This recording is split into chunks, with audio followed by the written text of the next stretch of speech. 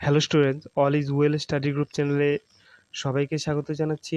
আজকে আমাদের টপিকস হলো ইন্ডিয়ান এগ্রিকালচার। যারা সিবিএসই বোর্ডের ক্লাস 10-এ পড়ছো তাদের জন্য এই ভিডিওটা খুবই ইম্পর্ট্যান্ট, আর যারা কম্পিটিটিভ এক্সামের জন্য রেডি হচ্ছ তাদের জন্য এই ভিডিওটা খুব ইম্পর্ট্যান্ট। তাহলে শুরু করা যাক আজকের ভিডিও। প্রথমে agriculture. India is an agricultural country because of the following reasons. কৃষি দৃষ্টিকোণ থেকে আমাদের ভারতবর্ষ একটি অতি গুরুত্বপূর্ণ দেশ, তার কারণ নিচে আলোচনা করা হয়েছে। প্রথমে 1 নম্বরে কি আছে, 2/3 of its population its engaged in agricultural activities. ভারতের 2/3 জনসংখ্যা কৃষিকাজের সাথে নিযুক্ত। দ্বিতীয় নম্বরে কি আছে, agriculture is a primary activity and produce most of the food and food grains. কৃষি ব্যবস্থা হচ্ছে একটি প্রাথমিক অ্যাক্টিভিটি যার দ্বারা প্রডিউস করে বা উৎপন্ন করে most of food and food grains, আমাদের জন্য খাদ্য এবং খাদ্যশস্য উৎপাদন করে। Its produce raw materials for our various industries, যেমন cotton, textile industry, sugar industry. Agriculture produce করে, কি প্রডিউস করে? র মেটেরিয়ালস, কাজের জন্য, আমাদের জন্য। ভেরিয়াস, কিসের জন্য? ভেরিয়াস ইন্ডাস্ট্রির জন্য। যেমন ধরো, কটনকে আমরা এগ্রিকালচারের দ্বারা চাষ করি, তারপর সেটাকে ম্যানুফ্যাকচার করি, ম্যানুফ্যাকচার করে সেটাকে কি বানাই? সেটাকে বিভিন্ন ধরনের জামা কাপড় বানাই। ঠিক আছে, তারপর কি আছে? নাম্বার 4-এ আছে, agricultural products like tea, coffee, spices are export and earn foreign exchange. এখানে দেখো নাম্বার 4-এ আছে, agricultural products like tea, coffee, spices and export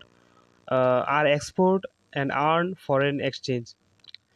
agricultural products যেমন চা, কফি, বিভিন্ন মশলা, এই ধরনের জিনিসকে আমরা বা প্রোডাক্টকে আমরা বিদেশে রপ্তানি করি বা বৈদেশিক বাণিজ্যকে আরও ডেভেলপ করি। তারপর কি আছে? তারপর আছে প্রিমিটিভ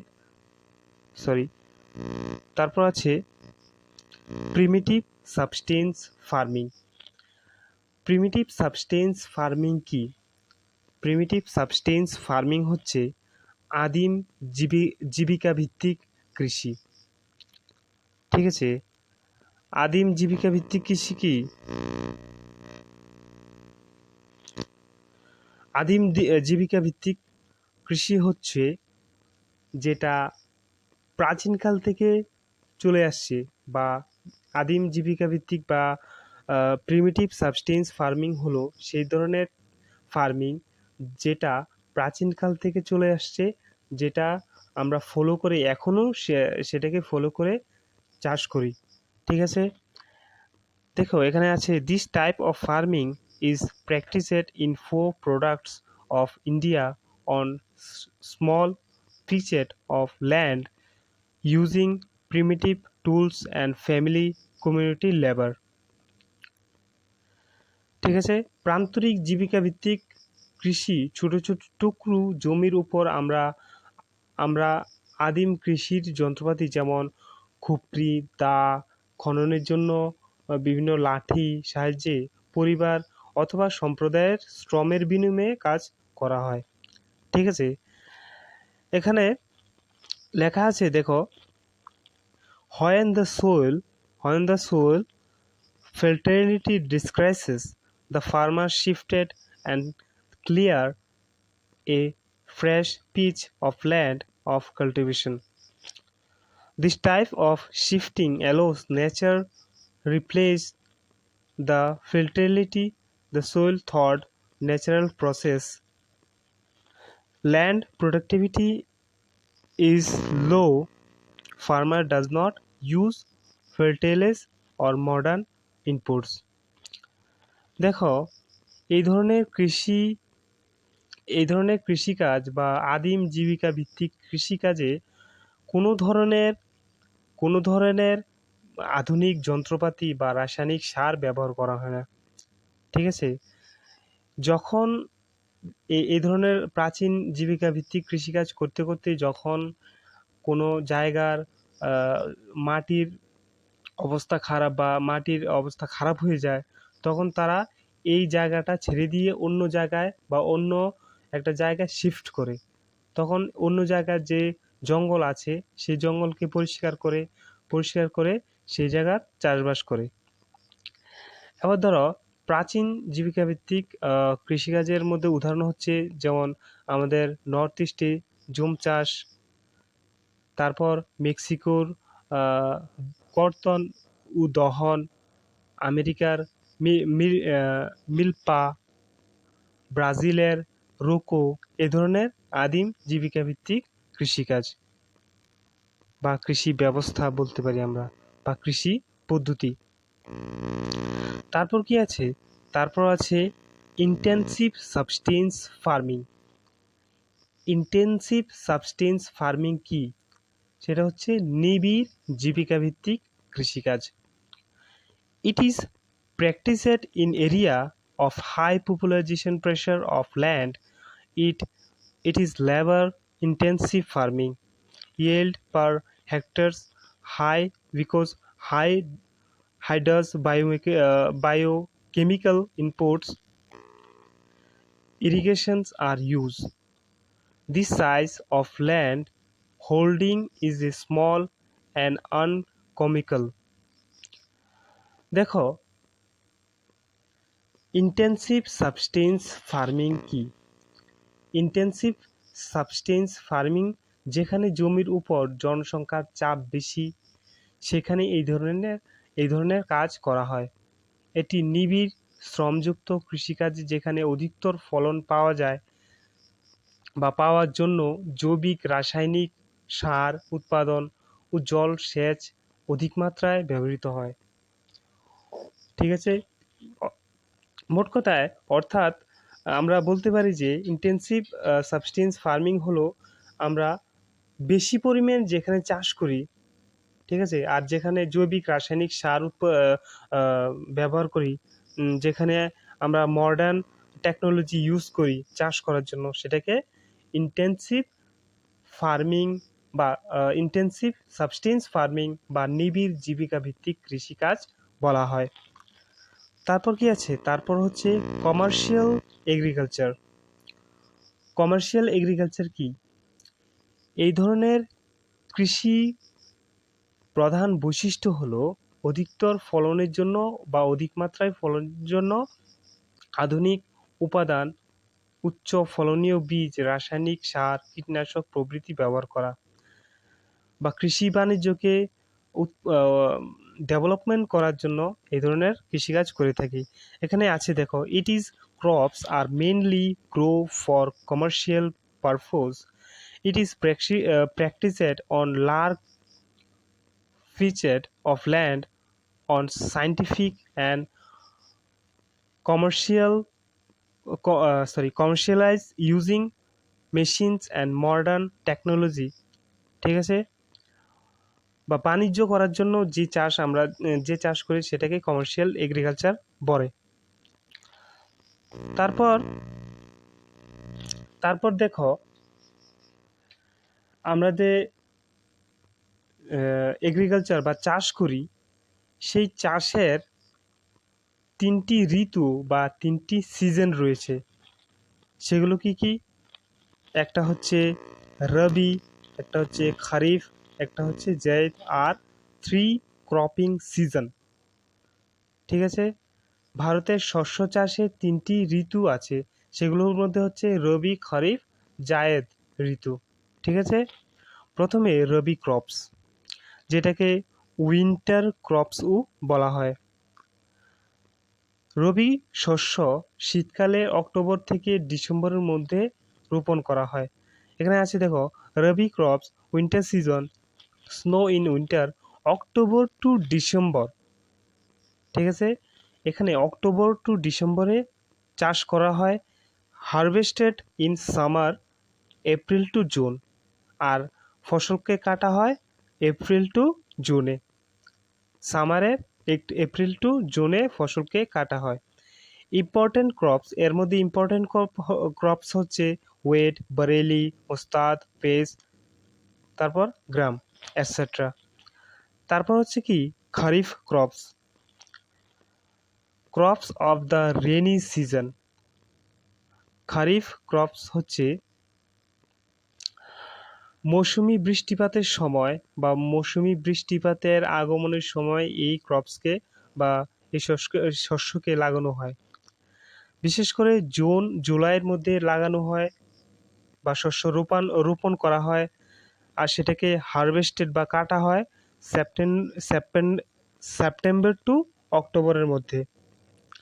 এর মধ্যে ইম্পর্টেন্ট ক্রপস হচ্ছে রাইস, মাইজ, মিলেটস, জোয়ার, বাজরা, তুর, এটসেট্রা।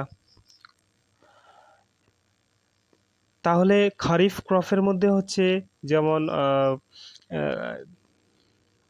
যেমন কি ধান, ভুট্টা, জোয়ার, বাজরা, মুগ, তুলা, পাট, বাদাম ইত্যাদি। ঠিক আছে। তারপর হচ্ছে zaid season. It is a short cropping season during summer month, mainly between March April and June July.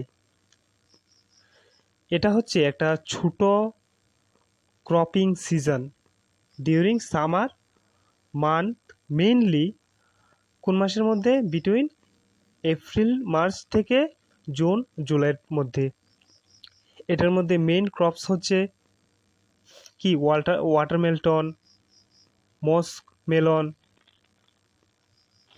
এই ধরনের ক্রপস। ওয়াটারমেলন কি তরমুজ, হ্যাঁ। তারপর কি তারপর হচ্ছে আম, আহ, তারপর হচ্ছে মস্ক মেলন ইত্যাদি। তারপর কি আছে, তারপর রাইস, বিভিন্ন ফসল। এবার সিজন আমরা দেখলাম, হ্যাঁ, কি কি সিজন আছে, কোন কোন ঋতু আছে। এবার আমরা দেখব কোন কোন ফসল আছে, তাদের কোথায় উৎপন্ন হয়, হ্যাঁ, এরকম জিনিস দেখব। প্রথমে দেখব rice. Rice is the most important food crop of India, যেটাকে খারিফ ক্রপসও বলা হয়। ধান হচ্ছে ভারতের খুবই ইম্পর্টেন্ট ক্রপস। ঠিক আছে। India hold second position of rice production after China. পৃথিবীর মধ্যে বা বিশ্বের মধ্যে ভারত দ্বিতীয় স্থান রয়েছে, ঠিক আছে, ধান চাষ দিয়ে। এক নম্বরে হচ্ছে চায়না। এর মধ্যে ধান চাষের উপযোগী হচ্ছে high temperature of 25 degrees Celsius and above, and high humidity with annual rainfall 100 centimeter require 4 major regions of rice cultivation. এখানে দেখো আছে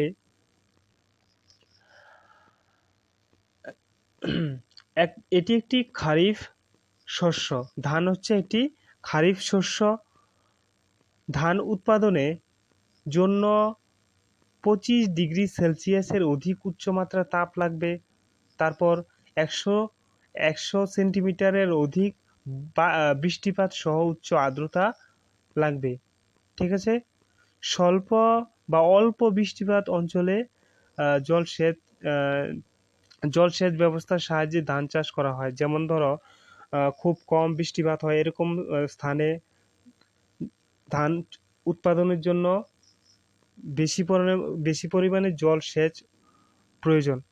তারপর ভারতের কোন কোন স্থানে ধান উৎপাদন হয়, সেটা হচ্ছে plains in north of India, plains of north India, plains of north eastern India, coastal areas, deltaic regions. irrigated rice produced in Punjab, Haryana, Western UP and Rajasthan.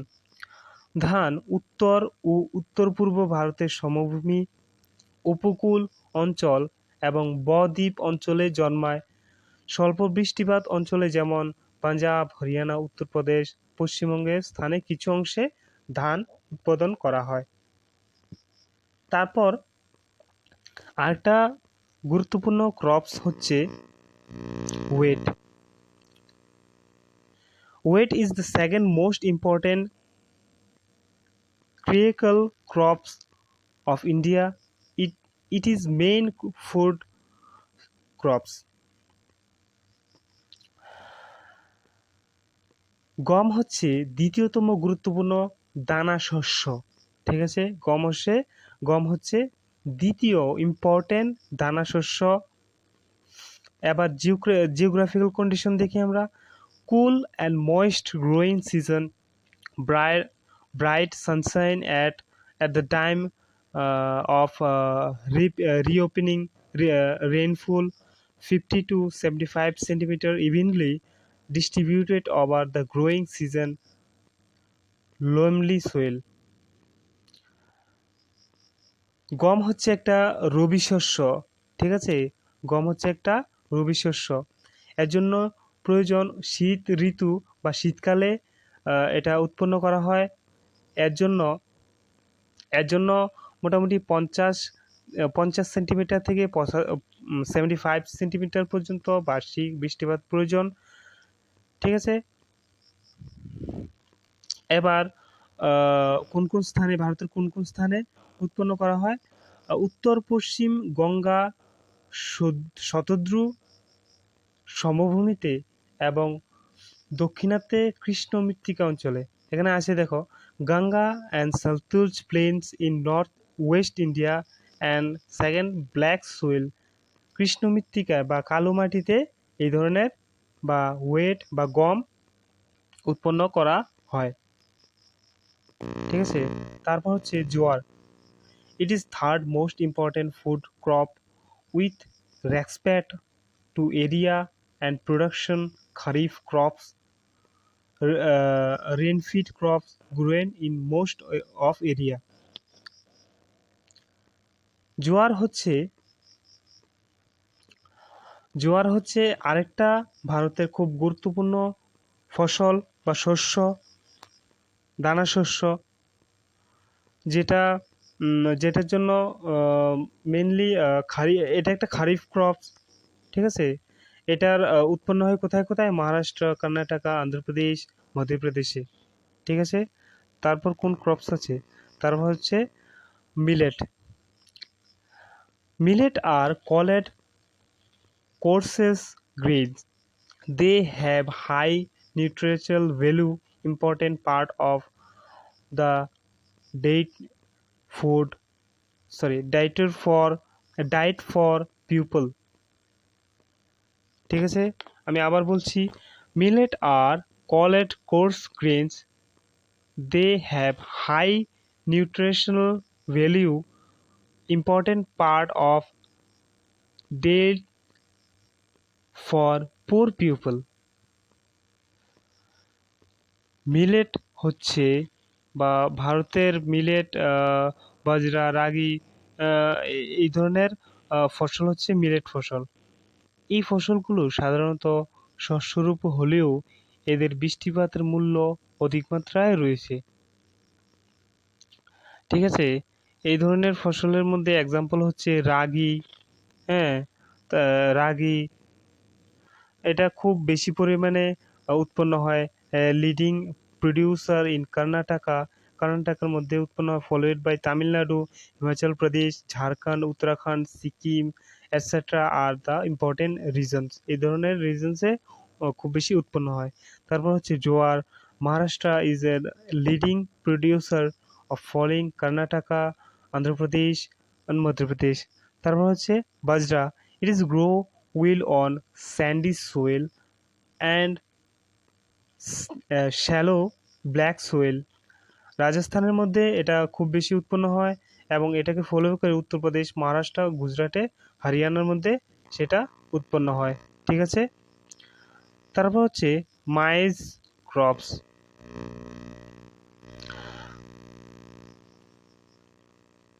তারপর হচ্ছে মাইস মানে ভুট্টা, ঠিক আছে।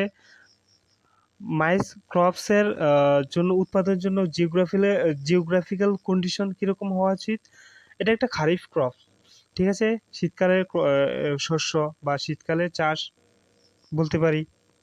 হ্যাঁ, টেম্পারেচার থাকতে হবে 21 ডিগ্রি সেলসিয়াস থেকে 27 ডিগ্রি সেলসিয়াসের মধ্যে, এবং মোটামুটি রেইনফল বৃষ্টিপাত থাকতে হবে 50 থেকে 100 সেন্টিমিটার মধ্যে। Its grow well old alluvial সোয়েলের মধ্যে, এটা ওল্ড এলেভেল সোয়েলের মধ্যে উৎপন্ন বা খুব ভালো ফসল করে, ঠিক আছে।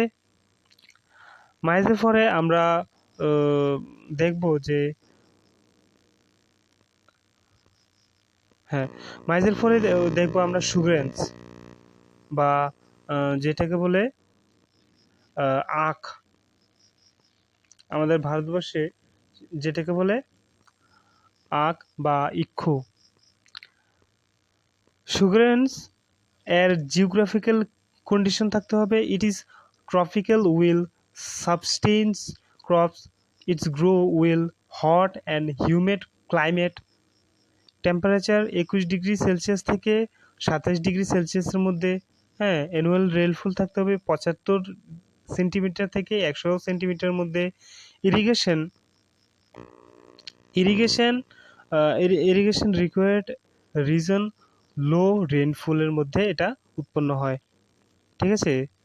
তারপর 6 মেজর প্রডিউস সুগারেন্সের মধ্যে কোন কোন রাজ্য ভালো উৎপাদন করে সুগারেন্স? হ্যাঁ, উত্তরপ্রদেশ, মহারাষ্ট্র, কর্ণাটক, তামিলনাড়ু, অন্ধ্রপ্রদেশ, বিহার, পাঞ্জাব, হরিয়ানা, এই ধরনের রাজ্যে আখ বা অক্ষ আমাদের খুব বেশি উৎপন্ন হয়, ঠিক আছে। তারপর হচ্ছে অয়েল সিড বা তৈল বীজ বা যে বীজের দ্বারা তেল উৎপাদন বা অয়েল উৎপাদন করা হয় সেই বীজ। India is the largest producer oil seed in the world. আমাদের ভারতবর্ষ সবচেয়ে বেশি উৎপাদন করে অয়েল সিড বা তৈলবীজ। Total 12% of total crops area under the oil seed production। ভারতের এগ্রিকালচারের মধ্যে প্রায় 12% এরিয়া শুধু অয়েল সিডেই উৎপন্ন করে। 6 major oil seed produce in India: groundnut, mustard, coconut, হ্যাঁ, তারপর সয়াবিন, কোস্টার, এটসেট্রা। তার মধ্যে আছে সানফ্লাওয়ার, কটন সিড, হ্যাঁ, এগুলা ভারতের মধ্যে উৎপন্ন হয়।